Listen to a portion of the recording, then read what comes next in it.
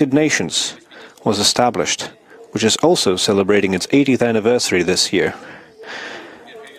Its charter incorporated the principles of the supremacy of international law, the self-determination of peoples, sovereign equality of states, non-interference into the domestic affairs of countries, independence, and respect for national interests. These principles are immutable up to this day, and it is on these principles that the Shanghai Cooperation Organization bases its work, adhering to the ideas of a multipolar world and a fair international order. A substantial package of documents has been prepared for the summit.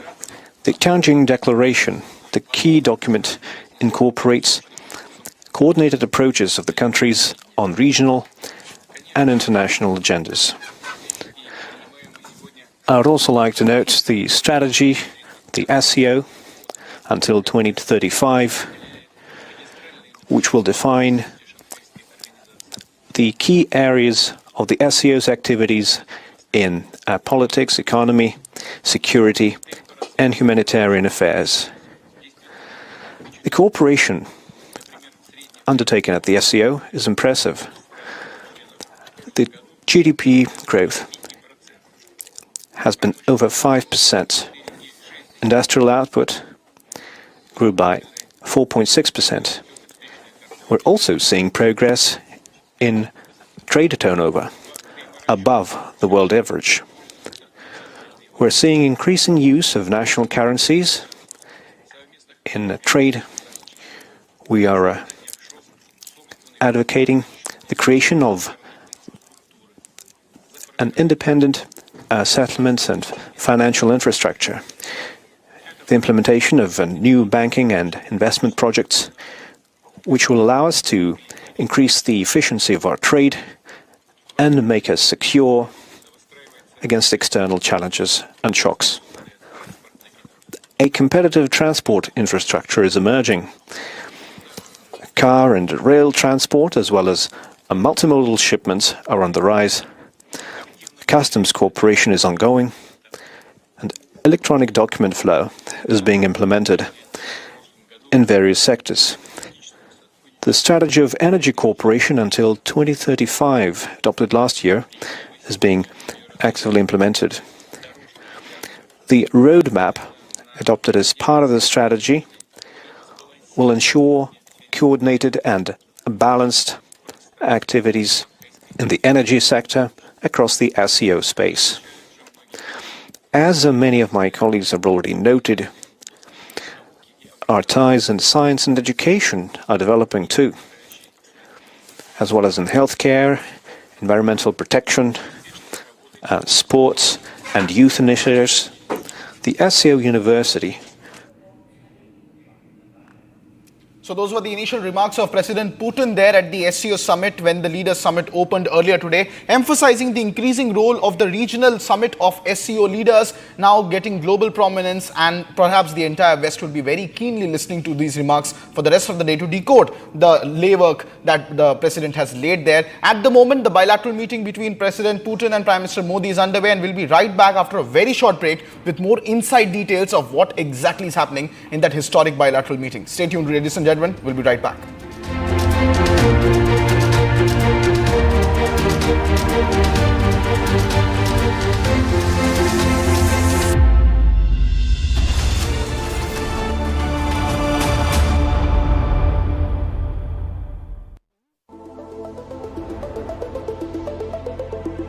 What makes you a legend? Maybe that you're followed by everyone.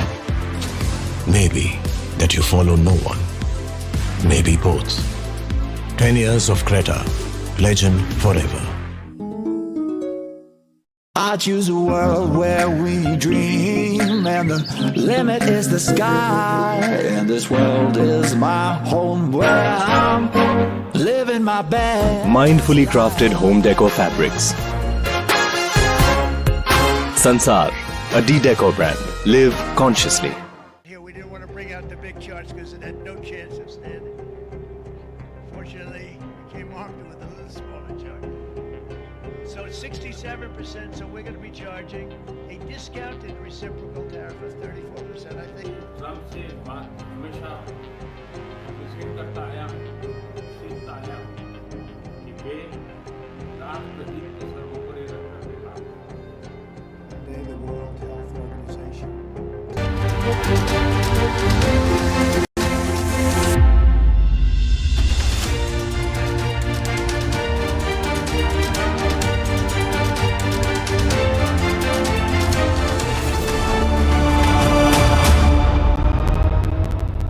इसको घर पे लगाओगे तो शादी का तो पता नहीं, और घर पक्का नहीं टूटेगा। रूंगटा नहीं तो घर स्ट्रॉन्ग नहीं। रूंगटा स्टील TMT बार एकदम सॉलिड।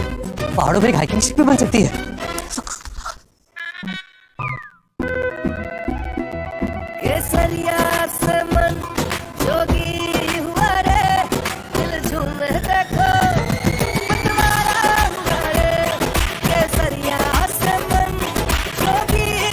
हर पल मनाओ केसरी त्योहार। विमल बोलो जुबान Kesari. I'm headed to the northern port city of Tianjin in China to cover the largest ever SCO Summit in history. This would be the Prime Minister's first visit in 7 years since.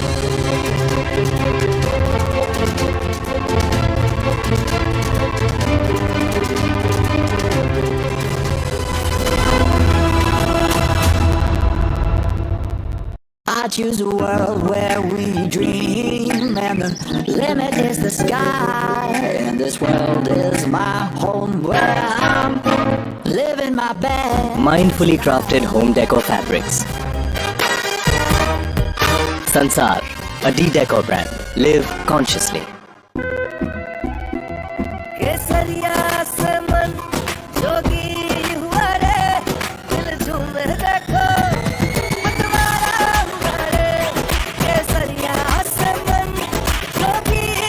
हर पल मनाओ केसरी त्योहार।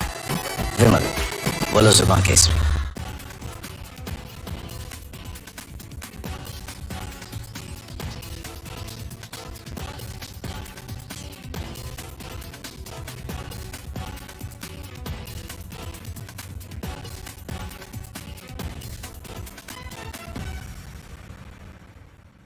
Today, a coward decided to take our 8-year-old son Fletcher away from us.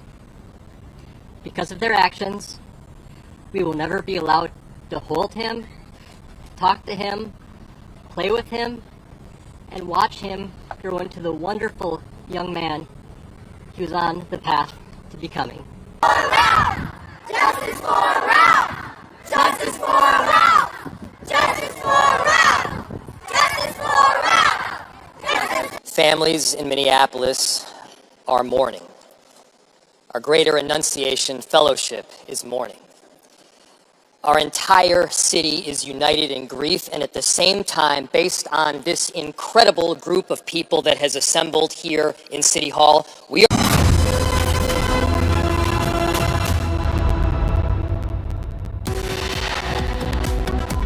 आतंकवाद से लड़ाई में भारत ने एकजुटता पर बल दिया। इसमें एससीओ डेस्क की बहुत महत्वपूर्ण भूमिका रही। इस वर्ष भारत ने टेरर फाइनेंसिंग के खिलाफ आवाज उठाई। With Pakistan PM Shehbaz Sharif in attendance, PM Modi slams terrorism at SCO, rakes up the Pahalgam attack. Excellency, हमें स्पष्ट रूप से और एक स्वर में कहना होगा कि आतंकवाद पर कोई भी डबल स्टैंडर्ड स्वीकार्य नहीं होंगे। Prime Minister Modi's big message at the SCO as he calls out the double standards, calls it unacceptable. The Tanjin Declaration of SCO Council of Heads of States condemns terrorism has been signed and adopted.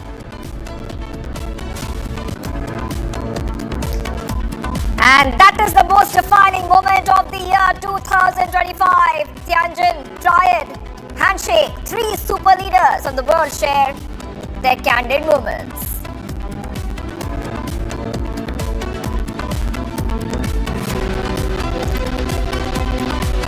And a picture that rattles the United States as the Putin-PM Modi bilateral will start very soon.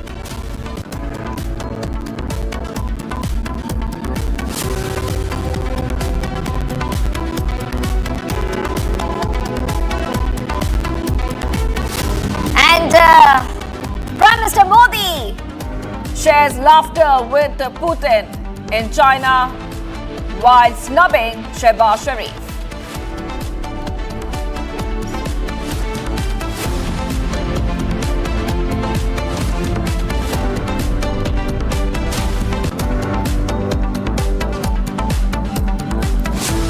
Alright viewers, well I'm breaking up Shivangi Shukla getting you the latest coming in, and it is the big historic SCO Summit, and a short while from now, Prime Minister Modi and Putin are going to have a bilateral meeting. We have a guest with us. We have with us Major Tur, we have Major General Gigi Dwivedi, and we have Professor Brahma Chelani. All three of our guests joining us, and very soon I'll be joined by our Senior Executive Editor Abhishek Kapoor in a short while from now. I just want to go across to our first guest for today, Professor Brahma Chelani, who's joining us right now on Republic TV. And Professor, you know, as we wait now, that the big focus is right now on the Putin and PM Modi bilateral, which will begin very, very soon. And we saw both of them taking the same vehicle as they head towards a bilateral. And this is coming as India is buying a record amount of discounted Russian oil, which New Delhi in India has made very clear that we will continue doing this despite US pressure, because we do not want the US to pressurize us, because our economy is our economy. Yes, Professor. Yes, but I think Trump's tariffs and sanctions on India have little to do with Russian oil and everything to do with his effort to strong arm India into a one-sided trade deal. He wants a trade deal on his terms, the way he imposed his will on the European Union, on Japan, and on South Korea. So he's using India's Russian oil purchases as a crude bargaining tactic to muscle India into accepting a lopsided trade deal. And the trade deal that he wants is not just about trade, about economic issues. He's also bringing in strategic and foreign policy issues under the umbrella of the trade deal. In other words, the trade deal that he wants will constrict India's strategic autonomy and foreign policy autonomy. There's no way India can succumb to this kind of pressure. If his sanctions and tariffs had anything to do with Russian oil, he wouldn't have singled out India with such actions. After all, China is the world's biggest buyer of Russian oil and gas, and the European Union contributes more to Russia's coffers through its energy imports from Russia than India does by buying Russian oil. So what Trump is doing, he's basically using naked coercion to make India accept the deal that he wants. But he doesn't understand India. You know, India may be open to persuasion, but it cannot be bullied into accepting a trade deal on Trump's terms. Those US presidents in the past who have tried to bully India, like Nixon did, or even more recently when Joe Biden tried to do that after the Russian invasion of Ukraine, the Biden administration tried to bully India by threatening India openly in public that if India does not take a side in the Ukraine war, if it stays neutral, the costs and consequences for India would be, quote unquote, strong and long term. Now, that kind of bullying attempt only only reinforced India's determination to stay neutral in the Ukraine conflict. Trump is mistaken that he can bully India into submission. No, he has unleashed three attack dogs. One is Peter Navarro, his trade advisor. Another is the Treasury Secretary Scott Bessent. And the third guy is Trump's top economic advisor, Kevin Hassett. These three are taking turns to attack India almost daily, not realizing that what they're doing is only hardening India's resolve. Mr. Chelani, I just saw a post from US Embassy in India. This is about 6 minutes back. And it says the partnership between the United States and India continues to reach new heights, a defining relationship of the 21st century. This month, we are spotlighting the people, progress, and possibilities driving us forward. Now, this seems like templated, at the bureaucratic level, trying to continue with the set agendas. But is it really the defining relationship of 21st century at the moment? And is it really, trying to reach new heights or plumbing new depths? Well, the US Embassy in New Delhi is putting up a brave face by using old language.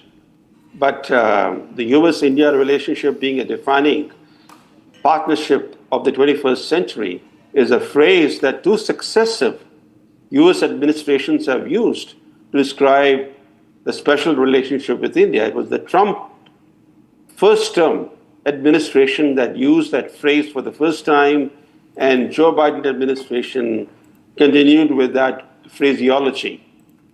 In fact, Trump's first term was the best period in US-India relations. US-India ties flourished in Trump's first term in a way that they had not thrived under any previous US president. And the irony is that today, the same president who brought US-India relations to a new high is demolishing that relationship virtually, is unraveling that relationship with actions that are detrimental to America's own long-term interests. Yeah. But India is not the only target of Trump. He is also unraveling America's key relationships with close allies, European Union, with Japan, with South Korea, with Canada, which is also bearing the brunt of his disruptive policies, with Mexico, for example. So what Trump is doing is he has turned disruption into his governing creed. Mr. Chelani, in fact, there is a post coming in from Donald Trump where he seems to be wishing good night, which means he's effectively trying to project a picture, rather, that he's unaffected, that he's not watching these pictures coming out of Tianjin in China. I think even as the US Embassy in New Delhi giving an impression of FOMO, fear of missing out. That's why, so between FOMO and JOMO, which sentiment is American sentiment really is my question. Samarpal Toor, if you can come in there. The Americans were with the notion of selling the F-35s. They were with the notion that the Indian weapons inventory would become Americanized. And then ultimately they faltered where they thought that India will take orders from the Americans. So basically this is backfired. And the maximum advantage that anyone can possibly take, my enemy's enemy is my friend. That is exactly what Russia and China are doing right now, that we see unfold right now in front of our eyes. And I am telling you that China and Russia are going to go to all depths to convince and agree with India as much as possible to keep US away, because the only reason why Americans see India as an important strategic country is because of the Quad.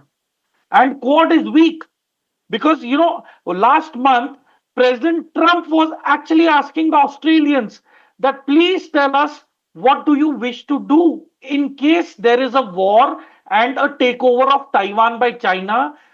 President Trump was asking the Australians, please tell us what would your role be? Because since World War II, the Australians have not participated in any war. So Americans themselves are very doubtful. They have lost the grip in Asia. Pakistan has come out to be a failed state. And see, the key issues, Abhishek, we are not addressing. For example, the weaponizing of Pakistan by China, that should be called out in this summit. Yeah, that the weapon system should not be given to Pakistan. In fact, Major Tour, just putting on air the poster of real Donald Trump. That's real, actually. Good night. I mean, that's typical Trumpist way of saying, oh, I don't care about what's happening in Tianjin, even if Peter Navarro is losing his sleep and losing his mind. And even Trump, perhaps, obviously is... watching these developments rather closely, that American president does, but he's trying to present a picture of nonchalance. In the case of the US Embassy here in New Delhi, it's FOMO of fear of missing out. In the case of Donald Trump, it seems like FOMO means fun of missing out. And that's why he's saying good night. I mean, we are trying to sort of connect the dots. Maybe they are not, but in geopolitics, at that level, every message has a deeper meaning. It's not every day that President Trump wishes good night. So I think he will sleep over the developments of Tianjin, even as Prime Minister Modi and President Putin are now locked in a dialogue. And it's just to underscore how seriously the Russians are taking it. President Putin is accompanied by his foreign minister Lavrov, his press secretary Peskov, and his chief of staff Yuri Ushakov. And these are really powerful people, part of the Putin team, who are accompanying the president in the talks that are taking place between the two leaders, President Putin and Prime Minister Modi, even as Donald Trump goes to sleep and wishes good night. So I think these are all connected, actually, in some ways. The American embassy, of course, is trying to do a salvage operation, I would say. Mr. Chelani, you seem to be agreeing with that. Even as President Trump tries to present a picture of nonchalance, the embassy here is doing its job. They are trying to salvage the relationship or whatever is left of it. Well, this is what an embassy is supposed to do. An embassy is supposed to underpin a relationship with the host country by continuing to harp on the positive elements. No embassy of any country seeks to do anything that would undermine the relationship with the host country. The fact is that what Trump is doing is counterproductive to America's own interests. This is the leader of the MAGA movement. Yeah. Instead of seeking to make America great again, he's hastening America's relative decline and accelerating the shift toward a truly multipolar world. Trump has corroded America's alliances and partnerships, and he has diminished America's international credibility. And by turning disruption into his doctrine, he's providing the very shock therapy the international system needs to break free from US dominance. I think China and Russia are very pleased that Trump is doing what he is doing. He's aiding their agenda. He is playing directly into the hands of China. Yeah. He's also playing into the hands of China by treating India more harshly than China. Yeah. He first tries to build up India as a counterweight to China, now he actually treats India more harshly than China. So if there was anybody in India who was willing to be used by the US as a proxy against China, would have second thoughts today. Absolutely. John Dwivedi, you think that in the talks that are happening between Prime Minister and Putin, military collaboration and taking it further, making it stronger in the backdrop of Operation Sindoor could be on the table despite all the American pressure on Russian oil trade? Well, before I come to your question per se, I'd like to make 2-3 important statements. Firstly, national policy, geopolitics are not a one-day match. They are over a period of time. So what Trump destructive, work that he is doing, I think we will be able to weather this storm because that's not what America, by and large, thinking. Trump is an aberration. So we need to sit tight and take this storm and then figure it out. Second point is in the diplomacy or in national policy, there are two dimensions. One is tactical, one is strategic. Our strategic interests are still more aligned with the West, our value system more aligned with the West. We willy-nilly are not in the RIC camp because that's not where our value system or our systems are aligned. The third point is, as you wanted a specific answer on India-Russia defense deal, you see, till about 10 years, I would say since 2010, we have starkly diversified our defense requirement. At around 2010, our defense from Russia was about 70%. Today it is about 40%. We have diversified to France, we have diversified to America, and also to Israel and other players. So the point is, at this time, India needs a couple of equipment very, very urgently. One is we need to have air defense system, means we need to have S-400 upgrades, or maybe S-500. Now that is what is available from the Russian inventory, because we are not going for the Patriot system. So therefore, we have, and we did buy this despite a lot of pressure from America. Yeah. Secondly, we need fifth generation fighters. Yeah, John Dwivedi, we are just getting a confirmation that, it's a little delayed information that the meeting has commenced between the two leaders. This is with a time lag of about 10 minutes, which means we are already into the meeting, where the delegations were already in place.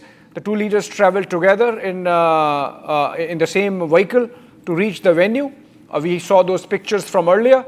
There is a bit of a sad development also showing in the tickers, that of the earthquake in Afghanistan, which has led to loss of life.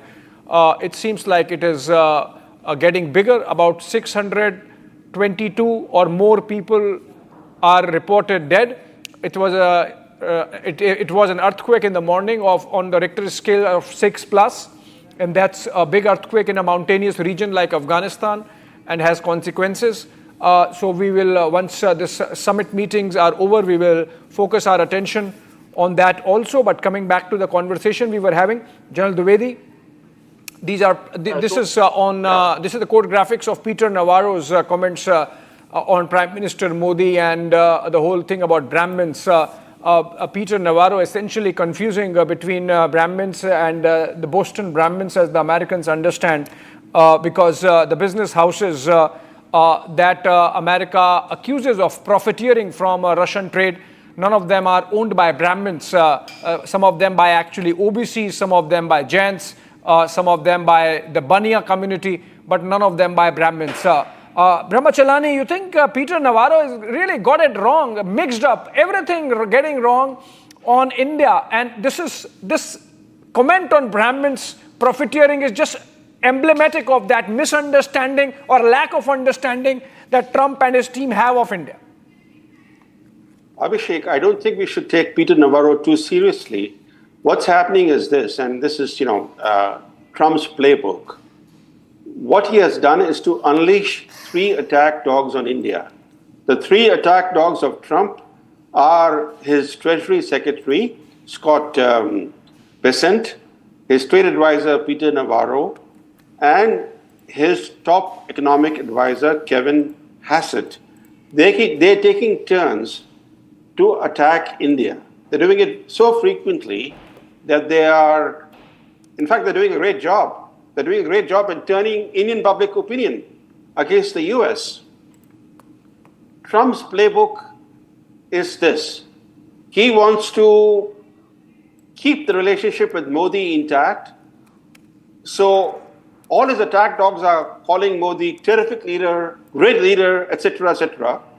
So Modi is not being attacked, not being criticized, but pressure is sought to be built up on New Delhi so that it actually succumbs to that pressure. That's the whole game at play today. Keep steadily building up pressure on New Delhi until it capitulates. Now, this is a complete misreading of India.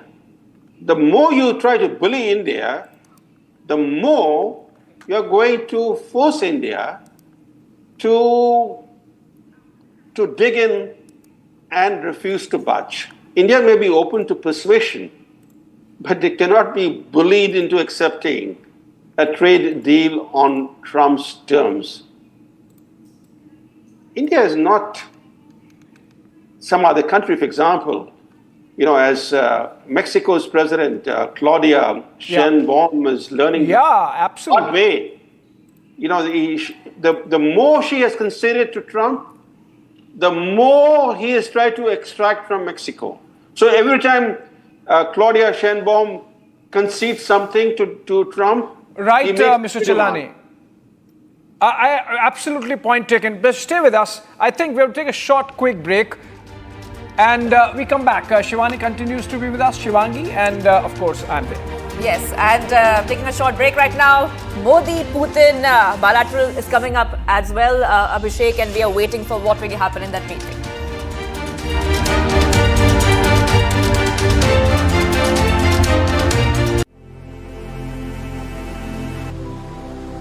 Being a legend means reaching a point where no one else has. To give others a dream worth chasing.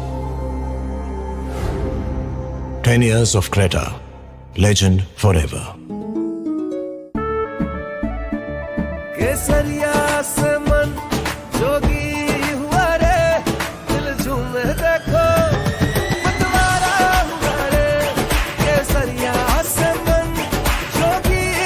हर पल मनाओ केसरी त्योहार विमल बोलो जुबान Kesari Here we didn't want to bring out the big charts because it had no chance of standing. Fortunately, we came armed with a little smaller chart. So it's 67%, so we're going to be charging a discounted reciprocal tariff of 34%, I think. Trump से बात हमेशा discuss करता आया सीखता आया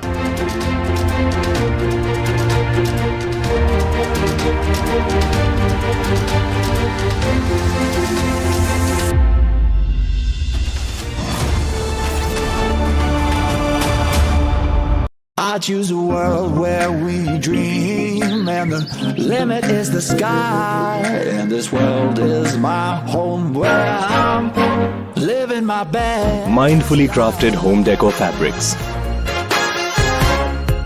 Sansar, a decor brand. Live consciously.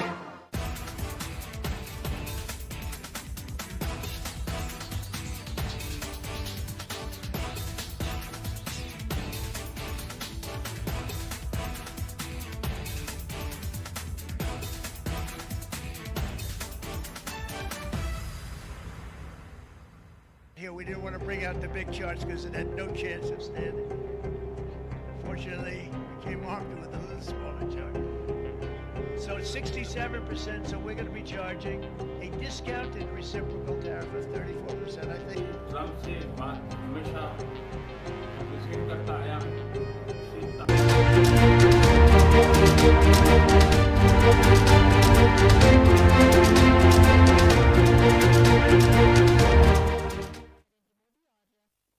First pictures, Abhishek, of Prime Minister Modi along with Vladimir Putin, the bilateral meeting that is on These are first pictures coming in. It has begun. Yeah, absolutely. There is no audio yet. We will get the audio in a bit, and that would be after the opening comments of both the sides. But in the pictures, we can see President Putin is speaking. Okay, these are APT and visuals. We will get our own agency visuals just in a bit. This is where the two leaders went inside. First, the handshake. Nth time they have done the handshake. This is really riling the West. This is really making the West irritated, you mean, Abhishek? Uncomfortable, perhaps, Niranjan, because they thought that India was in their pocket, and they were conducting themselves in a manner as if they can get away with the bullying, and they are realizing that it's not happening. And then to top it, you have those pictures of banter, camaraderie between these leaders. The fact that Putin is accompanied with a very powerful delegation. You can see to his right, you have Sergei Lavrov, the foreign minister. To his left, I believe it's Ushakov. I will have to wait for the camera to zoom out, so I can confirm whether it is Yuri Ushakov, his chief of staff. Okay, the audio is there. Okay. Государств глобального юга и востока. ये एक संगठन है जो global south और east के देशों के नेताओं को प्रयास मिलाने को एक मंच प्रदान करता है. Усилия по созданию в Евразии архитектуры равной и неделимой безопасности. यूरेशिया में समान और अविभाज्य सिक्योरिटी ढांचे को बनाने के लिए प्रयासों के लिए एक मंच प्रदान करता है. Уважаемый господин премьер-министр, дорогой друг, 21 декабря исполняется 15 лет со дня принятия совместного заявления, в котором отмечен выход наших отношений на уровень особого привилегированного стратегического партнерства.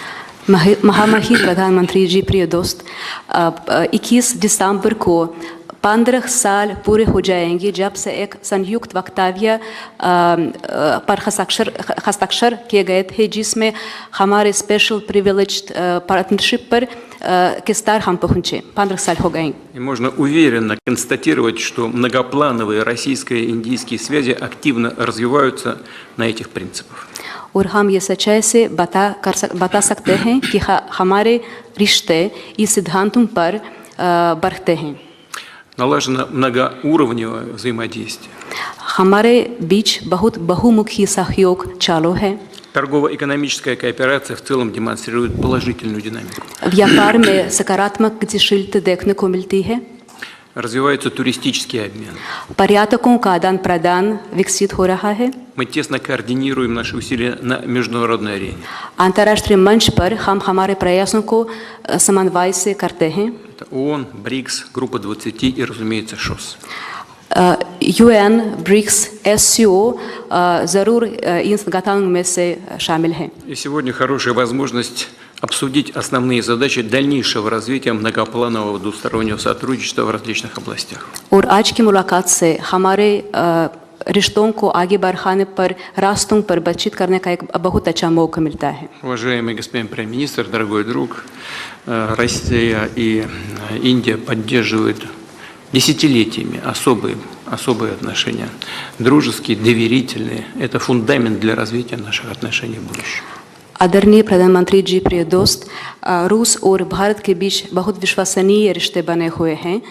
इस सिद्धांतों पर वे विकसित हो रहे हैं. И эти отношения носят абсолютно внепартийный характер, поддерживаются подавляющим большинством народов наших стран. और ये किसी से पार्टी या राजनीति पर आधारित नहीं है. लोग, हमारे दो देशों के लोग इस रिश्तों का समर्थन करते हैं. Спасибо. धन्यवाद.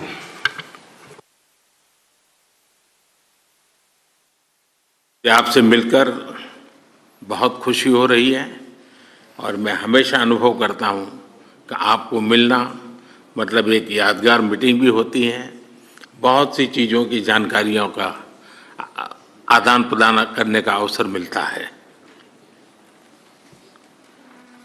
Ваше превосходительство, дорогой друг, очень рад вас видеть. И каждый раз, когда я с вами встречаюсь, у меня бывают особые чувства и ощущения, и это дает нам возможность регулярно обмениваться мнениями по разным вопросам. हम लगातार संपर्क में रहे हैं. दोनों पक्षों के बीच नियमित रूप से कई उच्च स्तरीय बैठकें भी हुई है। इस वर्ष दिसंबर में हमारी 23वीं समिट के लिए 140 करोड़ भारतीय उत्सुकतापूर्वक आपका इंतजार कर रहे हैं। Мы постоянно находимся в контакте, проводятся регулярные встречи на высоком уровне между двумя сторонами. В декабре текущего года 1,4 миллиарда индийцев с нетерпением вас ждут в Индии для нашего 23-го по счету ежегодного саммита между нашими странами. एक्सेलेंसी, ये हमारे special and privilege strategic partnership की गहराई और व्यापकता का परिचायक है। कठिन से कठिन परिस्थितियों में भी भारत और रूस हमेशा कंधे से कंधा मिलाकर चले हैं। हमारा करीबी सहयोग न केवल दोनों देशों के लोगों के लिए बल्कि वैश्विक शांति, स्थिरता और समृद्धि के लिए महत्वपूर्ण है। Уважаемый господин президент, это свидетельствует о том, насколько глубоким и всеобъемлющим является наше особо привилегированное и стратегическое партнерство. Даже при самых тяжелых обстоятельствах Индия и Россия всегда шли вперед, плечом к плечу. Наше тесное сотрудничество имеет значение не только для народов наших двух стран, но и для обеспечения глобального мира, стабильности и процветания. एक्सेलेंसी, यूक्रेन में चल रहे संघर्ष के विषय में हम लगातार चर्चा करते रहे हैं। हाल में किए गए शांति के सभी प्रयासों का हम स्वागत करते हैं। हम आशा करते हैं कि सभी पक्ष कंस्ट्रक्टिवली आगे बढ़ेंगे, संघर्ष को जल्द से और स्थायी शांति स्थापित करने का रास्ता खोजना होगा। ये पूरी मानवता की पुकार है। एक्सेलेंसी, एक बार फिर आपका मैं हृदय से बहुत बहुत धन्यवाद करता हूँ। Уважаемый господин президент, по теме продолжающегося конфликта на Украине мы регулярно обмениваемся мнениями. Мы приветствуем все недавно предложенные усилия для установления мира и надеемся, что все стороны будут подходить к этому вопросу конструктивно. Необходимо искать пути для скорейшего завершения конфликта и установления мира. Это и есть призыв всего человечества. Ваше превосходительство, дорогой друг, еще раз большое спасибо. Очень рад вас видеть. Спасибо. धन्यवाद.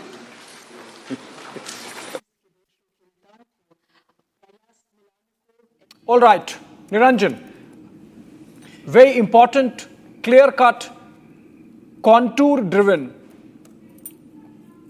statements, opening statements by both the leaders. My takeaway, number one, President Putin, he called Prime Minister Priya Dost. These are pictures from earlier when the two delegations came in. And President Putin addressed Prime Minister, or began addressing the Prime Minister by calling him a dear friend, Priya Dost. And then he said, December 21, I think he gave away the date when he would be traveling to India. He said it's a strategic, marks 15 years, December 21 this year marks 15 years of Russia's, India's special global strategic partnership. And so, and it's a multi-dimensional cooperation spanning trade, tourism, international coordination on UN, BRICS, SCO. Then he said the meetings that take place regularly between the two sides firm up the relationship even further. He called the India-Russia partnership one of deep trust. Then he said that it is bipartisan and it goes beyond the domestic politics. Those were the opening comments of President Putin. My most important takeaway is that he said that it's a long-standing relationship. The same thread got reflected when Prime Minister Modi started speaking. He said that every meeting with President Putin is memorable and insightful. And he emphasized that we are in regular touch. Now, that's a significant takeaway because given the headwinds that we have been facing on our trade with Russia on oil from the Americans, for Prime Minister Modi to underscore that we are in regular touch. And then he, of course, said that we wait to welcome you in December. Then he said that despite all the difficulties, so double underscoring there by Prime Minister Modi of the strength of the relationship with Russia, that despite the difficulties we have faced, we have remained steadfast in this relationship And the reason is that it is important for world peace and progress that we stay together. So I think there is a clear, unequivocal message to the Americans that no messing around with the India-Russia friendship, and that all the singling out that the Trump administration has done is not going to make India waver in its connect with Russia. And then he says, of course, he mentioned Ukraine in 3 sentences, because that's significant, because of the 20 sentences, 3 are dedicated to Ukraine, where he said, we have spoken often on Ukraine.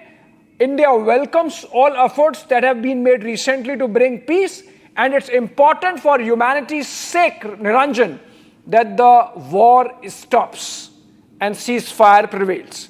I think very significant, very measured, and very statesmanly comments there coming in from Prime Minister Modi. Well, this is the third or fourth time that they're meeting at the SCO Summit, and the bonhomie is there. You see, each time they meet, all smiles. They share a very deep relationship, both Prime Minister Modi and Vladimir Putin. Let me go across also. If Shawan is there, we'll try and get him live on these pictures. The bilateral continues. The opening statements. What we will also do is we will go across and get the opening statements of Einar Tangen, Andrew K.P. Leung and Major Samar Partur. And while we do that, we'll also get the full statements of both sides. We'll play out those statements immediately after getting the opening statements. Einar, I'll start with you, and then Andrew can take it, and then I'll get Major Tour as well. Your opening statements on what you just heard there between both leaders. Well, clearly, the relationship, you couldn't have more different optics than anything with Donald Trump, where it tends to be him sitting in the Oval Office and you having to, compliant countries having to praise him and promise him things. This is extremely natural. You can look at their body language and you can clearly see not only the optics, but also the substance of what they're talking about. This is not new. This is a continuation. This is going to give Washington nightmares. Yeah. Andrew and then Major Tour, quick comments. I think that as far as the relationship with Russia is concerned, India is walking a very tight rope over Ukraine because the Trump administration has just imposed extraordinarily high secondary tariffs on India for buying Russian oil, even though that does not apply to China. Now, the difference, of course, is India started to buy Russian oil only after, to a vast amount of Russian oil, only after the Ukraine war. Whereas in the case of China, China and Russia have been joined at the hip economically, and then the two sides are trading with one another.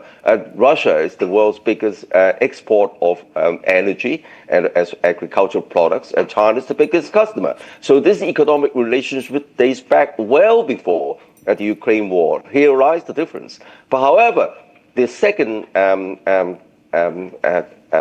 the challenge for India in this relationship with Russia is, of course, that he makes reference to the United Nations. And also, this is also a tightrope for China as well, because even though India is a very close partnership with Russia, buying Russian arms, for example, and also increasing trade, and China particularly, of course, is a all-weather partnership. But then the Russian military operation in Ukraine, of course, tramples upon Ukraine's sovereignty.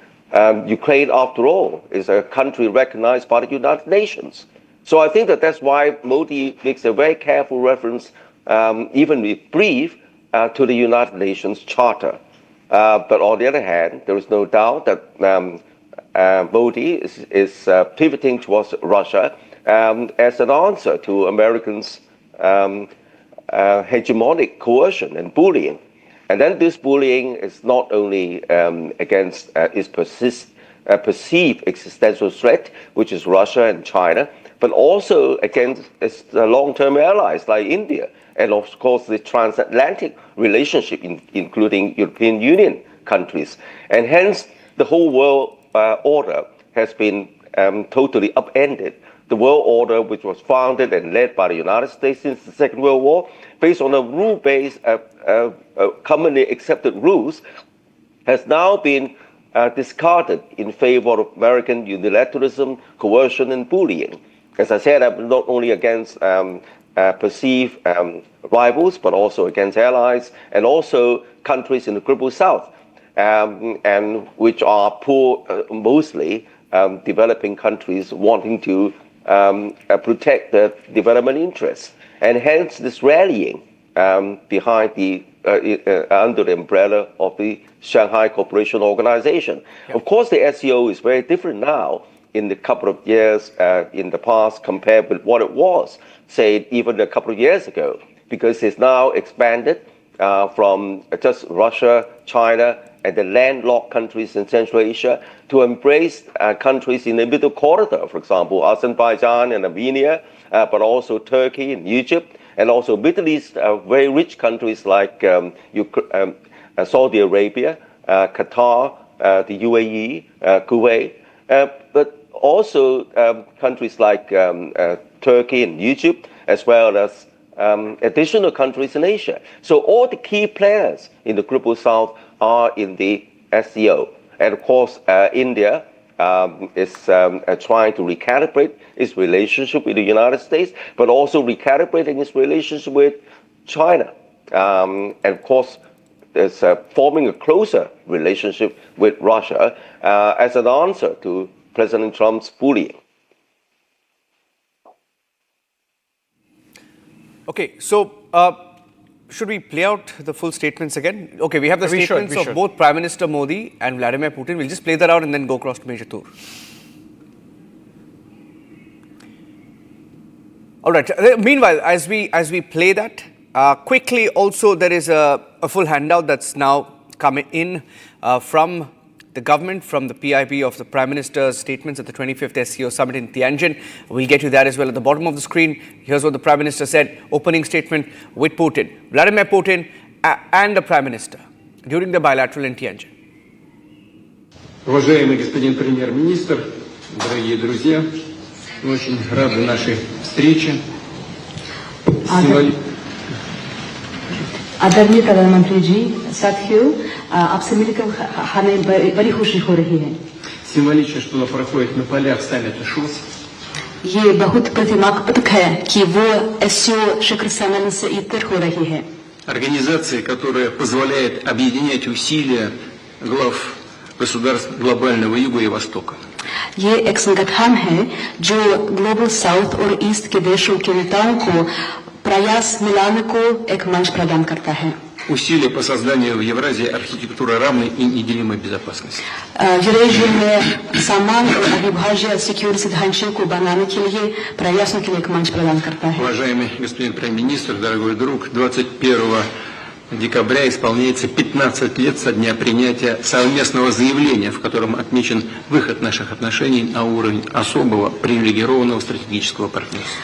महामहिम प्रधानमंत्री जी, प्रिय दोस्त, 21 दिसंबर को 15 साल पूरे हो जाएंगे जब से एक संयुक्त वक्तव्य पर हस्ताक्षर किए गए थे, जिसमें हमारे स्पेशल प्रिविलेज्ड पार्टनरशिप पर किस तरह हम पहुंचे। 15 साल हो गए। И можно уверенно констатировать, что многоплановые российско-индийские связи активно развиваются на этих принципах.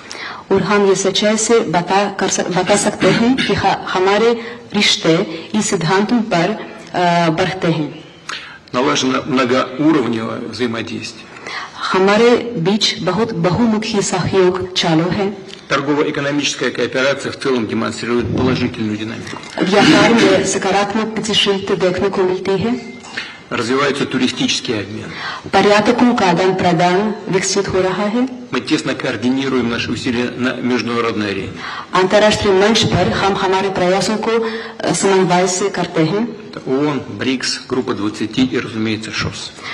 UN, BRICS, SCO जरूर इस गठन में से शामिल हैं। И сегодня хорошая возможность обсудить основные задачи дальнейшего развития многопланового двустороннего сотрудничества в различных областях. और आज की मुलाकात से हमारे रिश्तों को आगे बढ़ाने पर, रास्तों पर बातचीत करने का एक बहुत अच्छा मौका मिलता है। Уважаемый господин премьер-министр, дорогой друг, Россия и Индия поддерживают десятилетиями особые отношения, дружеские, доверительные. Это фундамент для развития наших отношений в будущем. आदरणीय प्रधानमंत्री जी, प्रिय दोस्त, रूस और भारत के बीच बहुत विश्वसनीय रिश्ते बने हुए हैं। इस सिद्धांतों पर वे विकसित हो रहे हैं। И эти отношения носят абсолютно внепартийный характер, поддерживаются подавляющим большинством народов наших стран. और ये किसी से पार्टी या राजनीति पर आधारित नहीं है। लोग, हमारे दो देशों के लोग इस रिश्तों का समर्थन करते हैं। Спасибо. धन्यवाद। मैं हमेशा अनुभव करता हूं कि आपको मिलना मतलब एक यादगार मीटिंग भी होती है, बहुत सी चीजों की जानकारियों का आदान प्रदान करने का अवसर मिलता है। हम लगातार संपर्क में रहे हैं। दोनों पक्षों के बीच नियमित रूप से कई उच्च स्तरीय बैठकें भी हुई है। इस वर्ष दिसंबर में हमारी 23वीं समिट के लिए 140 करोड़ भारतीय उत्सुकता पूर्वक आपका इंतजार कर रहे हैं। एक्सेलेंसी, ये हमारी special and privilege strategic partnership की गहराई और व्यापकता का परिचायक है। कठिन से कठिन परिस्थितियों में भी भारत और रूस हमेशा कंधे से कंधा मिलाकर चले हैं। हमारा करीबी सहयोग न केवल दोनों देशों के लोगों के लिए बल्कि वैश्विक शांति, स्थिरता और समृद्धि के लिए महत्वपूर्ण है। एक्सेलेंसी, यूक्रेन में चल रहे संघर्ष के विषय में हम लगातार चर्चा करते रहे हैं। हाल में किए गए शांति के सभी प्रयासों का हम स्वागत करते हैं। हम आशा करते हैं कि सभी पक्ष कंस्ट्रक्टिवली आगे बढ़ेंगे, संघर्ष को जल्द से जल्द खत्म करने और स्थायी शांति स्थापित करने का रास्ता खोजना होगा। ये पूरी मानवता की पुकार है। एक्सेलेंसी, एक बार फिर आपका मैं हृदय से बहुत बहुत धन्यवाद करता हूं। Yeah, they say that we're oiling the Russian war machine. There you have Prime Minister Modi telling Putin, end the war, saying we want to see an end to the war. Major Tur, another highlight from the Prime Minister's opening address there, talking about the energy partnership. In fact, that's one of the highlights of what he said. He mentioned the energy partnership with Russia, and we're not going to stop. In fact, there are some reports that suggested that we may, in fact, contrary to American demand, increase oil purchase in September. You see, Niranjan, firstly, Russia definitely acknowledges that when the world came upon India, the amount of pressure that India faced to stop the oil purchases, there were a lot of allegations on India. But you see, the reason why Russia's unconditional support to India is now showing is because India has kept an independent stand and did not succumb to the orders or the wishes of any other third country or be dictated terms as to how to do trade. Yeah. Reason being why I emphasize on this point over and over again is that the dollar has not been re-evaluated despite other economies progressing and doing well. The dollar remains to be very dominant. It is becoming difficult for the developing nations who are almost developed to have any equation of trade with the West. So the West must realize that it has to create a balance. It has to grant a credit to the developing nations that they have progressed, which they are not doing. And by not doing or acknowledging, they are suppressing the economies and trade, and they are bending the rules. They are putting in tariffs and the pressures, which are definitely going to make the relations sour. Now, why India is become a criticality in Eurasia is because India strategically and geopolitically has an important relevance in terms of any trade which enters Asia, number one. Number two, the reason why India is being acknowledged as a responsible country is because We did not let our land be given as a military base to any of the foreign militaries, which would have definitely made relations in Asia very complex. South Korea has already done it. There are a lot of issues which are already going on in the Korean Peninsula. Japan is already having issues with China. Philippines is facing a lot of issues. Australia's stance is not clear in the Quad. So, see, in terms of the West, the streamlining of strategic alliances is in a tizzy. They are not really able to get in alliances. And see, as we speak, Taiwan is being militarized by America every day. It is a fact. But one more thing is that Americans will definitely not want to take on China. They are already on the verge of taking on Venezuela. And there have been so much of political interference by the Americans in South American nations and the governments. So I think the tipping point has come, and it is a responsible role for mature countries to take a call, an independent call, and take the mature and the right side. And Prime Minister Modi has been harping upon peace between Ukraine and Russia. He's the only leader who's told President Putin upfront, face to face, that this is not the era of war. Please stop the war. And I think that Zelensky has also measured the odds and knows that Prime Minister Modi has more weightage, more relevance and importance compared to President Trump, who's lost his relevance by changing his statements every day. So a mature and a stable leadership is which stands by its statements, but does not change it every day. That shows a confusion or doubt in decision making. So I definitely feel that all the Asian countries are coming together in a decisive and a progressive direction.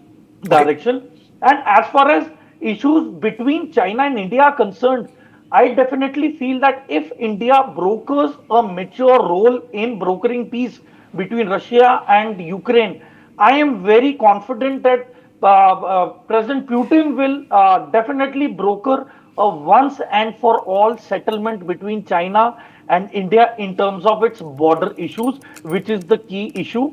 And after that, I'm sure things are going to be streamlined, and we will respect each other's political and diplomatic stances in the times to come. Okay, I'm going across to Shravan now. Shravan, you've heard the opening statements. I think they've laid out the agenda very clearly on expected lines. Of course, energy made a mention of the kind of relations that India and Russia share. Most importantly, I think following that phone call with Zelensky on Saturday, there is a clear intent from India to end the war. In as many words, saying we want to see an end to the war at the earliest. Shravan?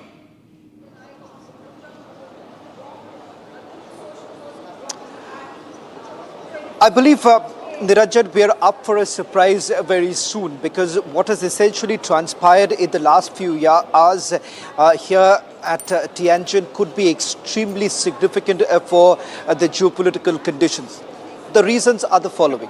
One, the fact of the matter is that America essentially did not realize that we are going to be able to amend our ties with China, which does not augur well for the Americans. Number one. Number two is the strengthening of our ties with Russia, which also enables us to have a far larger maneuvering room in the Central Asian countries too. So remember, it is going to be multiple targets that we have basically achieved in terms of a free market.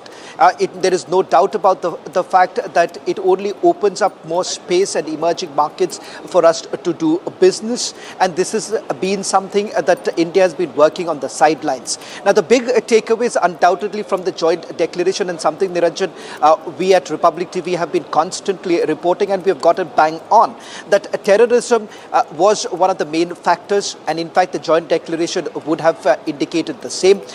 Interestingly, if you actually join the dots, look at what President Xi Jinping and Prime Minister Modi had essentially discussed yesterday during the bilateral on the sidelines of the SCO Summit. What were the words that were essentially used? And look at the same very words which have now found a mention in the joint declaration. What does that mean? I'll leave it to the analysts there for their better understanding. I'm only sticking to my reporting here. The fact of the matter is that these are words that have for the first time you would have actually heard from the Chinese, where they're talking about terrorism, they're talking about extremism, they're talking about separatism. All of it now finds a mention in the joint declaration. Then you actually move a step forward. Pahalgam has been condemned by everyone. And who is this everyone that we are talking about? Those nations that Pakistan essentially thought they were their own friends. Those from those Muslim nations which they believed was going to be on their side. The Central Asian countries, remember, have also not been extremely favorable to India. But having said that, they've all come around. Of course, Russia plays a very, very important role in maneuvering them. And of course, with the Chinese now stepping in. So look at where we stand today. For all those back home who have been arguing that we have failed in diplomacy, our diplomacy is essentially failing, we're not being able to have allies, I believe they will have to shut their mouth, simply because the imagery that is coming in now from yesterday night when the banquet was hosted by President Xi to today's powerful imagery of the triad, that becomes abundantly clear. Then the personal touch of the Prime Minister in the diplomacy that he brings in. When you have Prime Minister Modi sitting in that same very limousine along with the Russian President, it again goes a step forward, that too without a translator. The last that President Putin did was in America, where the stakes were higher for the American president. But here it is about an equalizer factor. What we have essentially seen today is an equalizing factor here, where Russia has never pushed around their way, despite being a powerful nation. Remember, Russia has always treated India as an equal partner, and that was reflected in today's imagery. Cut to the opening remarks of the Prime Minister. Prime Minister once again recalling, the fact that during difficult times too, we have walked shoulder to shoulder. And then, of course, President Putin bringing in the fact that from Vladivostok to Chennai, the kind of links that we have essentially had, that is essentially reflected in our relationship and the way there has been economic prosperity. So in a nutshell, this by far has been the most successful summit for India. Shravan, we have Einar and Andrew KP Leung, Einar Tang and Andrew KP Leung and Major Toor. You can take some questions with them as well, because they've been waiting as well. You can go to maybe Einar and then to Andrew on what you're saying. You can take it with them. Over to you, Shravan. Sorry, is the question Einar, to me? It's been a surprise for many. Yeah, Einar, I'm taking the question with you. Yeah. I want you to perhaps help us understand, what's the long-term goal for the Chinese? Because let's be clear something. Forget about the sugarcoating that has actually happened. Let's now get to brass tacks of it. India certainly wants a clear resolution when it comes to our border. Second, we are adamant on the fact that we need to go back to the 2020 situation. Do you think the Chinese are ready for it? No, but I hate to disagree with you, but if you start looking at the statements of both Xi and Putin, they're not talking about what's in India's interest. They're acknowledging a friendship. They're acknowledging that they have trust, but they're talking about the greater world. I mean, India is not the only one who is suffering here. So I think this idea of making this parochial, what's good for India, who's going to back us, that might play well in the domestic quarters. But the fact is, this is much larger than that. And as I have said before to you, this is an opportunity for India and Modi to step forward and talk about how the world needs to change. I mean, obviously, you cannot go up to the United States and change it as long as it feels it's in control. The only way you can change the United States is be the bigger bully. Come with other nations, not just China and Russia. Don't forget South Africa. Don't forget Brazil. They have the same 50% tariffs. Don't forget the other 5 nations, and don't forget the global South. India has a proud heritage of creating the non-aligned movement. This is the culmination, the moment when India can step forward and say, look, we tried to balance, East and West. We tried to make sure that, things didn't get out of control, but they have. And now we have to step forward and say enough. And I think that's the message here. I don't think you get getting into these nitty-gritty things of what's good for India is necessarily what China and Russia have been talking about. Talking about shared future, a changing world system, predictability, safety, security, development. So I think we should concentrate on those issues. I beg.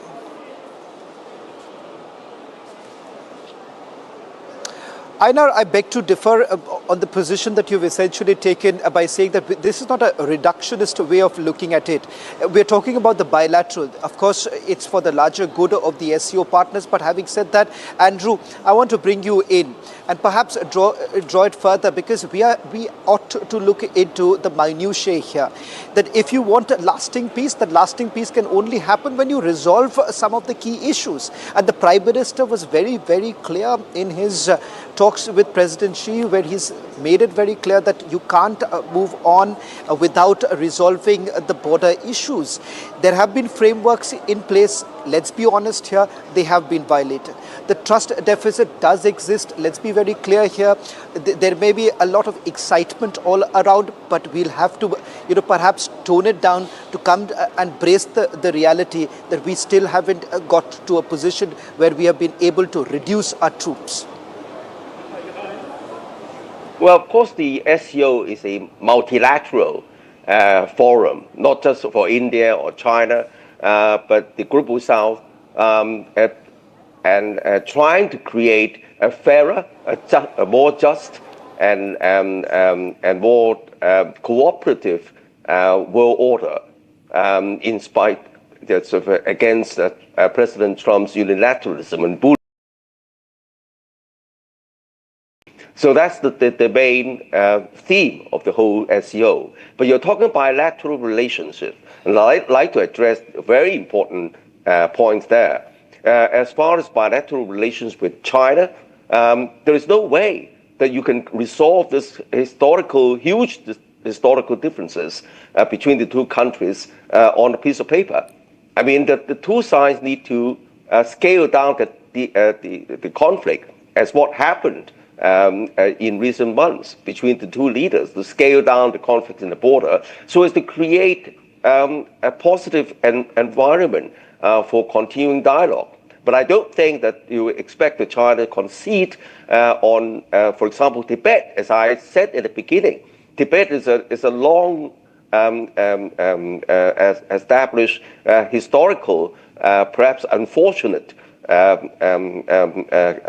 collision, and that's caused by the British India. I mean, Tibet, if you look at history, it was part of the same province, but now half of it has now become a province of India. So I think that both sides could, the best to hope for is to agree to disagree, and then try to prevent conflicts and work on areas of cooperation. Now, as far as the bilateral with Russia, let's face it, who are the main levers to end the war? I don't think it's China. I don't think it's India either. I think that you can see that the war is a proxy war between the United States and Russia. And then, of course, Russia, with military operations, of course, is a contravention with the United Nations Charter. But of course, there's a lot of double standards in the case of the United States as well. And now the supply of arms and ammunition is from America. And then the European Union countries, fearful of Russia's influence, are involved. And so they are the main levers. And of course, Zelensky is now being marginalized by Trump, who wants to end the war. But of course, Russia is also trying to push the envelope as well, the gains on the ground. So it's more complicated. And then, of course, what India and China hope for, of course, is a peaceful Ukraine. and then hoping for a ceasefire. So I think that there's a lot of negotiations are still carrying on, and then it depends on the main levers of power in this long-standing proxy war. So I think that, anyway, coming back to the SCO, it's not about a bilateral so much, even though bilaterals are important. It's about creating a just and fairer and more cooperative world order. Okay, I do understand that you are influenced by the Chinese history and particularly with regards to Tibet. Now, there is a differing opinion on that matter. I'm not getting into the specific of it. I completely understand that you're influenced by your own history, but the understanding is very, very different. Having said that, yes, at no point in time have I said that the SCO Summit is about India and China. Of course, the fact that they are the most influential partners here and the bilateral talks that have essentially taken place and they've become the global headlines. Nikita, if I can bring you in with regards to the role that Russia has essentially played. I want to focus a little bit about the RIC because a lot of talk is actually going on that there's a possibility of a trilateral to take place, and the stage has now been set after a very, very successful SCO summit where what India essentially wanted, what China essentially wanted has now been fulfilled, which puts Russia in a great position to now take this forward. Of course, with the Russian president extended his stay, there is much more that's going to happen tomorrow in Beijing. As far as I understand, the role of the Beijing consultations is to build a new international system of trade and international relations. Because the actual system, based on the World Trade Organizations and other structures controlled by United States, became a weapon of the tyranny, of the control over other countries. In fact, we see at the Ukrainian case that United States using those positions to implement sanctions against everyone who backs Russian will for sovereignty, who is ready to continue trade with Russia and Russian allies. Of course, it means that, in fact, the United States is now actually act as a gangster. So we have no choice but to build our new system based on respect, sovereignty, and equality of all countries. Nobody has a right to judge are we democracy or not, how we should run our internal policy, and how we should build our international trade relations. This is the main goal of this summit, in my honor opinion. Of course, I think that a lot of other topics is going to be discussed. Because, for example, Russia is now a goal of United States aggression. As my colleague said here, a proxy war run in Ukraine after a coup d'etat in 2014, when an American puppet government take control in Kyiv. At the same situation, we see the United States and NATO aggression against Iran, against other countries, and in fact, all of our nations are under the threat. Because, for example, we remember that even China, a big and strong state, is under threat of American aggression in the case of Taiwan. So, in my opinion, we should be most closer we can to defend our liberty, to run our relations an independent way, and take it away from the control of the so-called Western states. We are not colonies. We are not those slaves. We want to be free. We want to prosper. It is our goal. Okay, we're getting in some breaking news, Shravan, that the Modi-Putin meeting has just ended. That's a breaking news update coming in. That bilateral that began roughly about 40 minutes ago. Shravan, has it lasted about 40 minutes? Roughly 30 to 40 minutes. That meeting has now ended. What's the location of that bilateral, Shravan? From where you are, how far is it?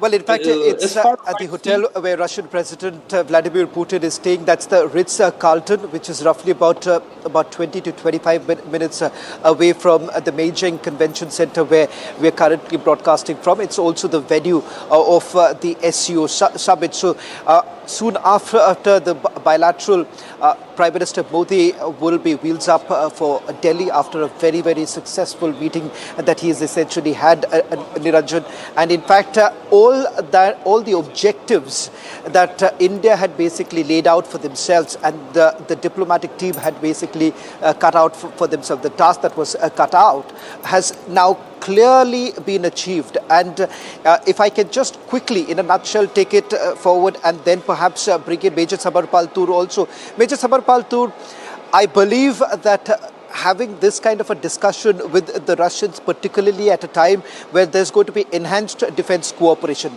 in terms of the fighter jet acquisition and more importantly, the S-400 defense missile system, which I'm given to understand the second batch is also going to come in. I'm not too sure whether at all the brass tacks of it has been discussed, but it's clear that with regards to the Russian defense cooperation, that too is on a high. Well, Shravan, you see, presently what is happening is that there is an overhauling and upgrade